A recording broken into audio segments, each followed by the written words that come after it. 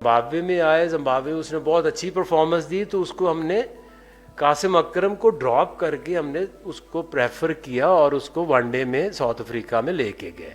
वो एक ही मैच खेला था और अभी तक उसका कोई लिस्ट ए मैच भी नहीं है, कोई उसका फर्स्ट क्लास मैच भी नहीं है, ठीक है। तो उधर भी हमने उसको जो आखिरी वनडे खिलाया था वो अबरार को रेस्ट दे के ये कोशिश की थी कि जो प्लेयर आए वो कम से कम टूर के ऊपर खेले ज़रूर। तो हमें पता है, हम खुद ही उसे लेके आए और हमें पता है कि कहाँ पे आप किस प्लेयर को फिट इन कर सकते हैं। Hi, Akib, you spoke about game mentality. You spoke about Indian, like the Bumrah not being there, but Virat Kohli around and everyone around, and there's a second line of thing. Do you think what is the difference between the two teams? That's like now we are seeing in ICC tournaments in particular that do you think that with Pakistan the second line of the young bunch of cricketers are somehow not being able to complement to the seniors in case they have a bad day, like seniors have a bad day in the office? Do you think that somewhere the experience is lack of experience is somehow hurting them? I mean, look, when the Pakistan India is playing, it's not only a cricket, it's more than that. You need a lot of experience. I can share with you the numbers. The numbers are like this Indian team was the most experienced.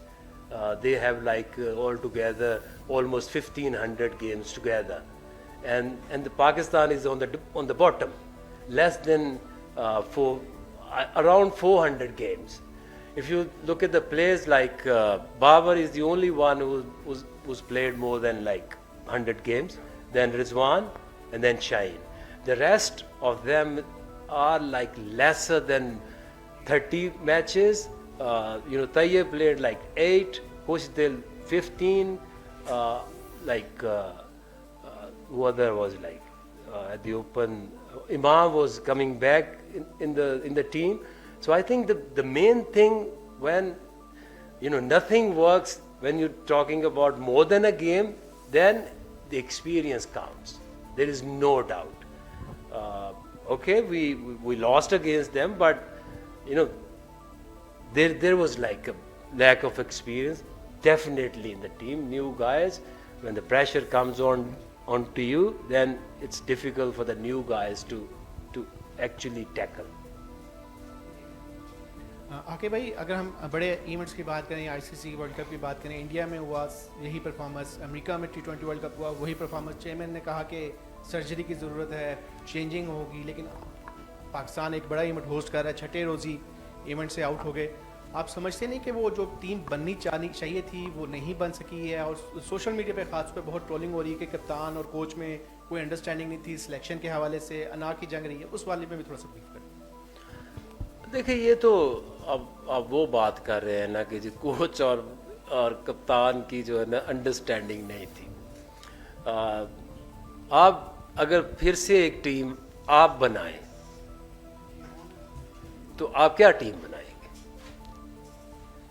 ठीक है, हर बंदा इसके ऊपर बात ये कर रहा है कि जी ये प्लेयर क्यों आ गया। तो हम तो जब कहते हैं कि ठीक है हम सिलेक्शन में देखते हैं, और जो मैं आपको नंबर्स की बात कर रहा हूँ आप उनको ज़रा भी खोल के देख लेंगे ना, तो हमारा काम क्या है एज सिलेक्टर कि जो बेस्ट पॉसिबल जिस बंदे ने परफॉर्मेंस दी है।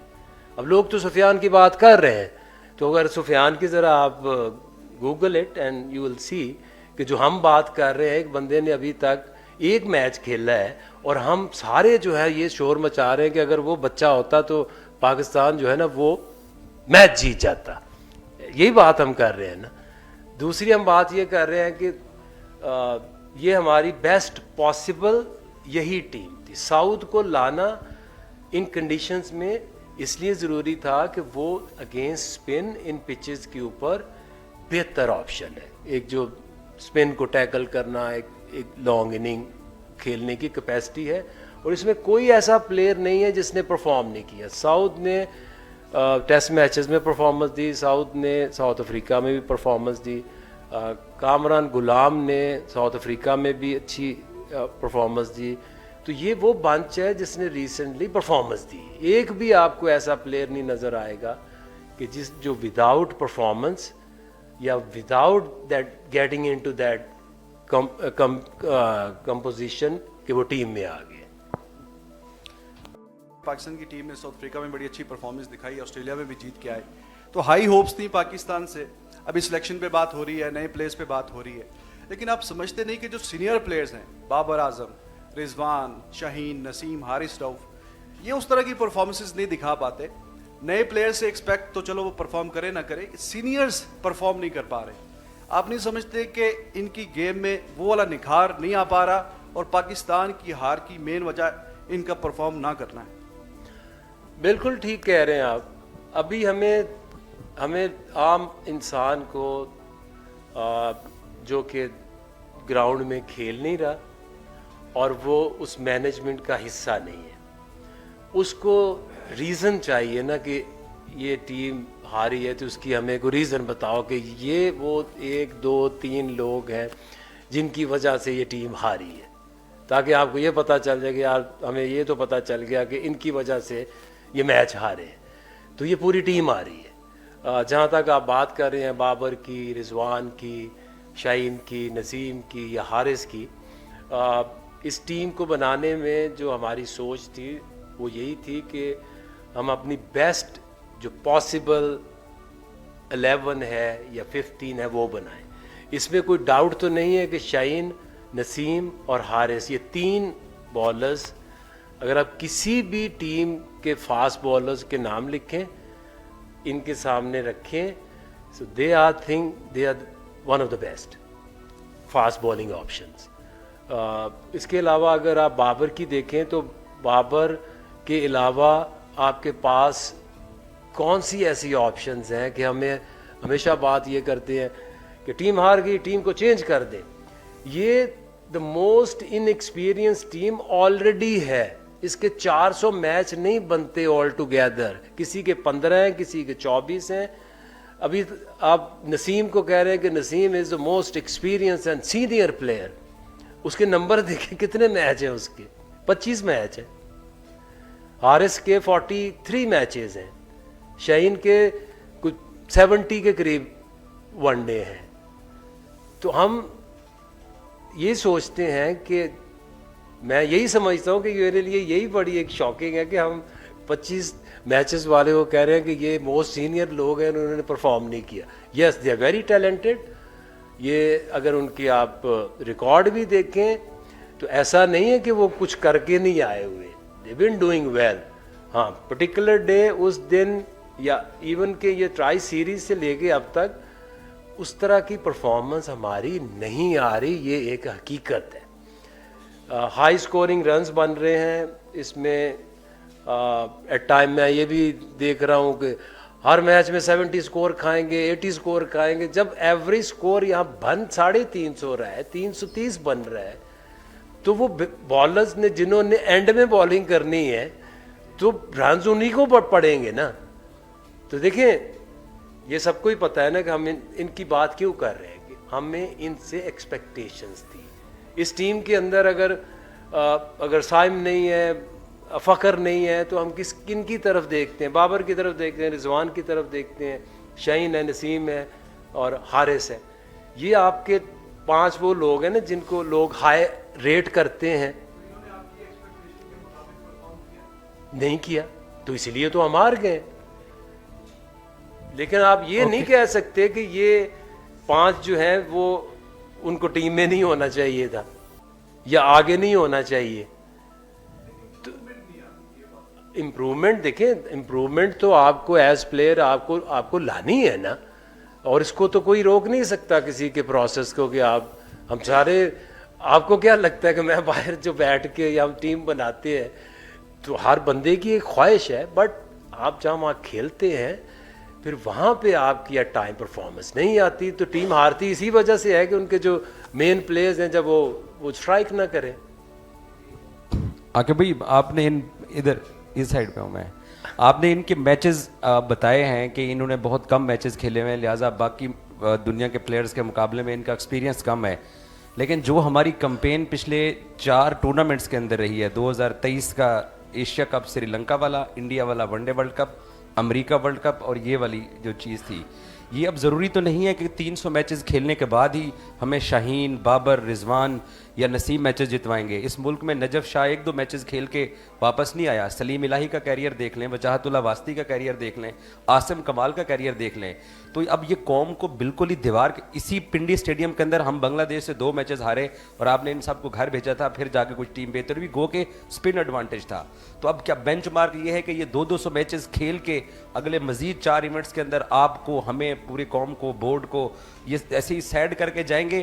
क्योंकि ये तो नहीं हम कह सकते हैं कि जनाब इनके मैचेस 50 हैं तो इसलिए ये कुछ नहीं कर रहे हैं। और एक और सवाल आपसे बड़ा ज़रूरी है, इस पर डिबेट माइकल अथर्टन ने भी किया है। एज ए कोच, मैं एक्सक्यूज़ नहीं आपसे लेना चाह रहा, एज ए कोच आप क्या फील करते हैं कि इंडिया को एक एडवांटेज है, एक ही होटल, एक ही बेडरूम, एक ही बस, एक ही वेन्यू पे बैठे हुए हैं, तो वो चीज़ उनको दुबई में फेवर कर रही है? आप क्या असेसमेंट है आपकी?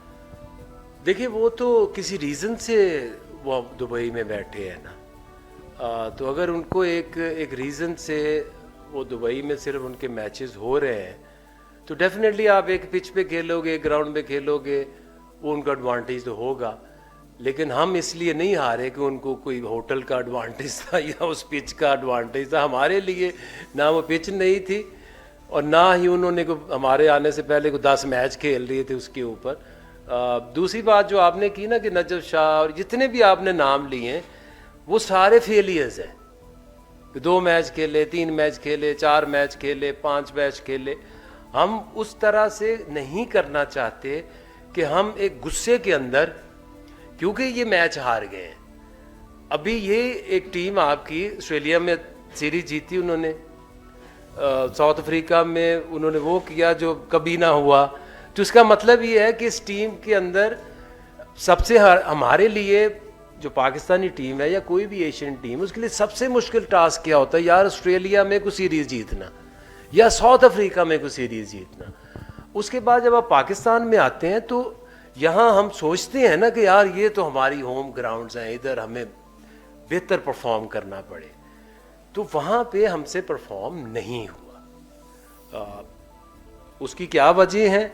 वजह यही है कि आपने एक मैच में जहाँ दुबई में आप खेले हैं तो वो इंडिया और पाकिस्तान में तो स्किल भी नीचे रह जाती है, टैलेंट भी दब जाता है। वो तो आपने उस तरह से जो प्रेशर को हैंडल करके आपने जो कर दिया उस दिन, वो टीम जीत जाएगी।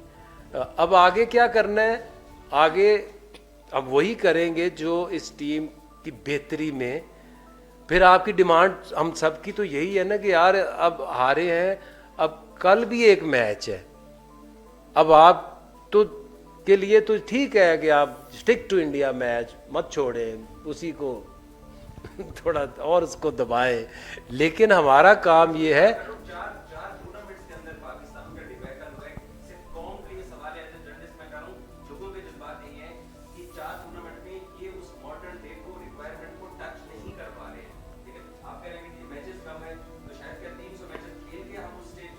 अब देखें ना कि इसमें हम क्या हाल कर सकते हैं कि हमने कितने सारे नए लड़के डाले हैं ना, जिनके किसी का 8 हैं, किसी के 9 हैं।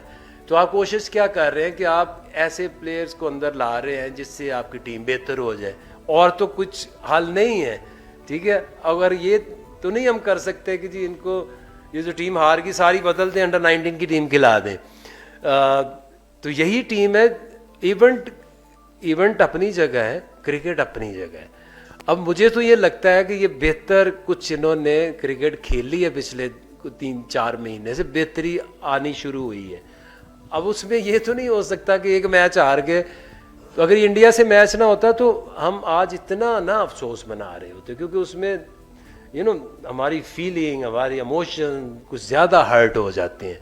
तो आपका देखें, मैं हमेशा रिस्पेक्ट करता हूँ हर जर्नलिस्ट की, हर क्रिटिक की, जो लोग टीवी के ऊपर बैठ के एक्स क्रिकेटर्स हैं, because they are doing their own job. वो आपका अपनी जॉब है, उनका अपना काम है, हमारा अपना काम है। हम अपनी कोशिश में लगे रहेंगे और हमारी कोशिश ये है कि अभी जाके हमने प्लेयर्स को और ख़ुद को रेडी करना है कल के मैच के लिए। अस्सलाम वालेकुम, आकिब भाई, रोजीना अली 24 न्यूज़ से। इस साइड पे ठीक है, प्लेयर सारे अच्छा खेल रहे हैं, लेकिन सिर्फ इंडिया से मैच नहीं हारे, पहले भी पाकिस्तान से जो पहला मैच था न्यूजीलैंड के अगेंस्ट वो भी हार गया। मेगा इवेंट्स में ही पाकिस्तानी परफॉर्मेंस क्यों मुतासिर होती है? हमारी जो बैटिंग लाइन है, बॉलिंग लाइन है, वो दबाव का शिकार क्यों हो जाती है? और इंडिया के अगेंस्ट ही स्पेशली क्यों? क्या स्ट्रेटजी की कमी होती है, या फिर ये है कि कोई साइकोलॉजिकली प्रेशर ज़्यादा होता है? और हमारे जो प्लेयर्स हैं, क्या उन्हें साइकोलॉजिकली कोई काउंसलिंग की अब ज़्यादा ज़रूरत है? प्लीज़ देखिए, जो इंडिया और पाकिस्तान की मेगा इवेंट्स की कहानी तो बहुत पुरानी है। दो तो मैं भी खेल चुका। 92 में हम वर्ल्ड कप भी जीत गए थे, लेकिन इंडिया से नहीं जीते। 96 में भी नहीं जीते। ये एक ही मेरा ख्याल पूरे जो 50 ओवर में चैंपियंस ट्रॉफी में जो इन्होंने कर दिया था, वो और कोई नहीं कर सका। Definitely it's not only cricket, और प्लानिंग जो है ना, वो सिर्फ इंडिया के मैच में नहीं होती, हर मैच में प्लानिंग होती है। और हम कुछ चीज़ें सोच लेते हैं कि जी मेंटल टफनेस चाहिए, साइकोलॉजिकल इनको लेक्चर्स चाहिए या ट्रीटमेंट चाहिए। It's nothing like that. ये एक स्किल है, स्किल के बाद बिलीवेबिलिटी चाहिए, सस्टेन करते हैं आप प्रेशर उस वक्त, ये चीज़ें चाहिए होती हैं। डेफिनेटली जब प्रेशर आता है इंडिया की, तो मेरा ख्याल है कि वो जो एक इमोशनली हम उसको सही डील नहीं करते, अंडर प्रेशर हो जाते हैं अच्छे खासे जाते जाते ही, तो डेफिनेटली वो एक फैक्टर तो ज़रूर है। Hello, this is Shahan Papan from Bangladesh. Actually, I want to know that this is Bangladesh versus Pakistan.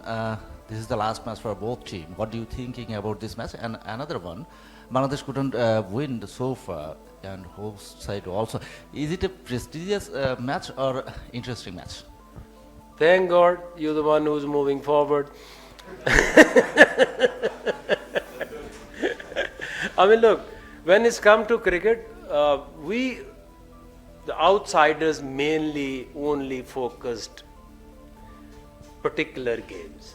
For a player, if you monitor something, what is going on here, what is going on there, every game brings lot of pressure, because when you walk to bat, nothing is easy. Always you start from zero.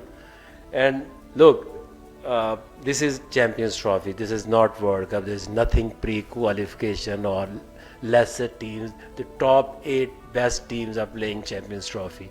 The tomorrow game is as important as any game, because once you're down, you wanted to make a mark and come back in life. And I would say very important day tomorrow, and this is how we're going to work hard, looking towards tomorrow's game and moving forward.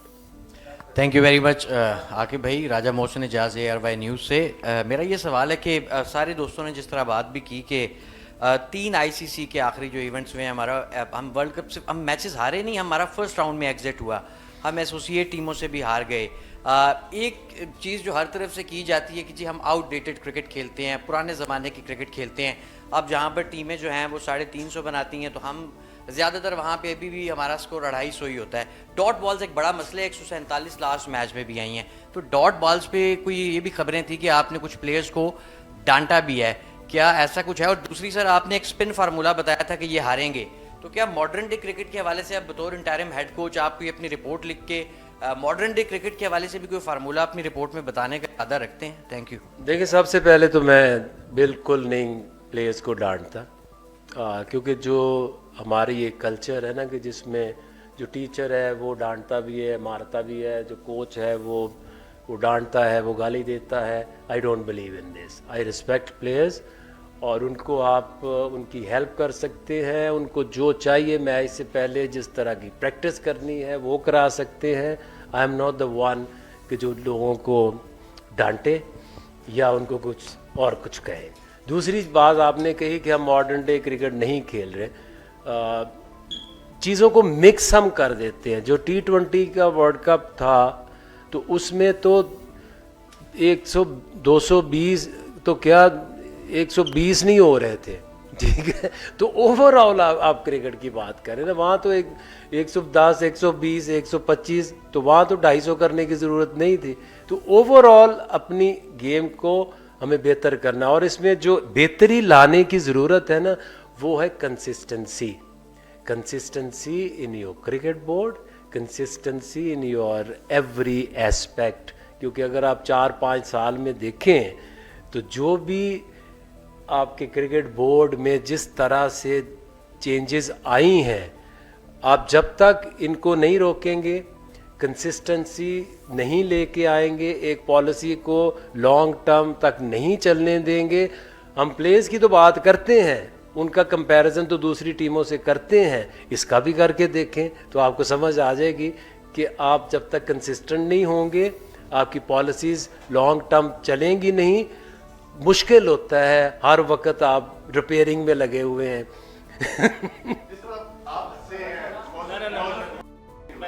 कौन भी इस तरह हंसना चाहती है, कोई बंदा responsibility ले, एक मासूम सा सवाल होता है, इसकी रिस्पॉन्सिबिलिटी कौन लेगा? मैं ले रहा हूँ, देख चाहे कुछ भी हो, ये रिस्पॉन्सिबिलिटी मेरी है, ठीक है। और आप जो भी मेरे से सवाल कर सकते हैं, आप कर सकते हैं।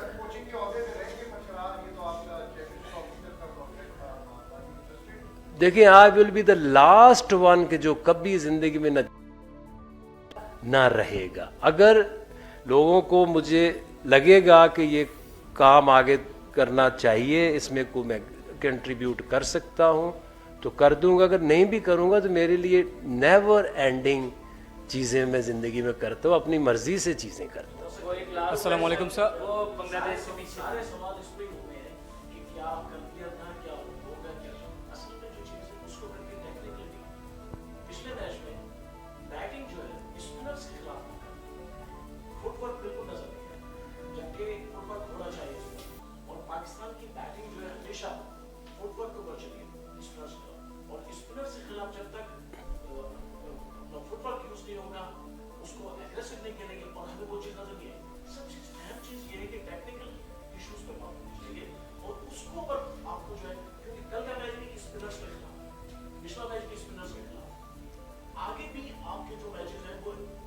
जो मैं आपको कह रहा हूँ ना कि ये जो आप टीम की सिलेक्शन होती है ना, ये आपकी इंडिकेशंस होती है कि आप किस तरह की टीम बना के किस तरह की जो चैलेंजेस आप उनका मुकाबला कर रहे हैं। आपको साउथ पहले नज़र नहीं आया होगा, ना साउथ अफ्रीका की ओडीआई टीम में, ना ऑस्ट्रेलिया की ओडीआई टीम में। वो उसको लाने का मकसद ये था कि वो स्पिन को बहुत अच्छा टैकल करता है। तो आप हर बंदे को सिखाने की कोशिश तो हर बंदा करता है, लेकिन कुछ लोग स्पेशलाइज्ड होते हैं डिफरेंट स्किल्स और डिफरेंट बॉलर्स के अगेंस्ट। तो डेफिनेटली इसको हमें भी बीच में लैक हुआ।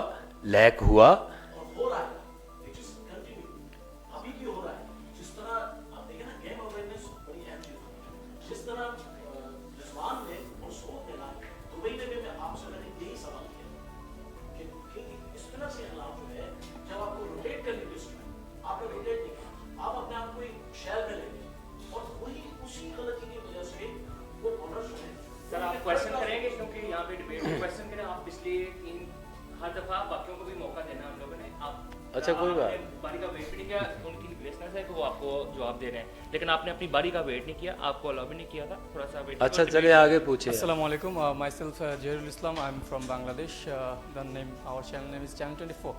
First of all, I have two questions about, one is for Pakistan, one about for Bangladesh. The legendary pace bowler Shoaib Akhtar accused during the television show. He said that Pakistan cricketer has no talent. Are you agree with him? And my second part of the question is, you yourself are a great pace bowler. And what about your opinion about Bangladeshi pace bowling, especially Nahid Rana? I mean, look, whatever the people are saying, the ex-cricketer, they have all the right. Me, I watched Bangladesh fast bowlers bowling in against Pakistan here, the way they bowled in West Indies. I think they have like very skillful fast bowlers, especially Nahid Rana. He's got height, he's got pace. Taskeen is a very skillful bowler. Another one, Mustafiz, very experienced. He's got all the varieties. So I think probably, I mean, even Pakistani bowlers I don't know from which angle they are saying, but if you ask me, Shaheen, Haris, Naseem, one of the best options for the future, even today. So why not? What is talent? Talent is mean what when you're talking about fast bowling? Pace. 3 of Pakistani bowlers, when you Google, is written right arm, left arm, fast. Means they got pace, 145 plus. And they got variety, they got skills. So I'm very hopeful and I'm glad that even the Bangladeshi fast bowlers are coming good. Thank you so much, sir.